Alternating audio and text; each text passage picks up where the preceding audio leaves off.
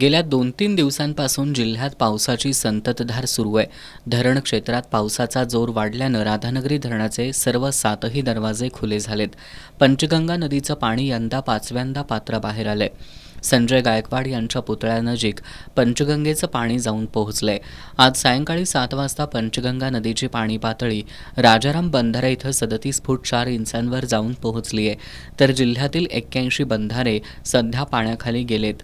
आज सकाळी 8 वाजेपर्यंतच्या मागील 24 तासात गगनबावडा तालुक्यात सर्वाधिक 151.3 मिलीमीटर तर सर्वात कमी 51.9 मिलीमीटर पाऊस गडहिंग्लज तालुक्यात झालाय.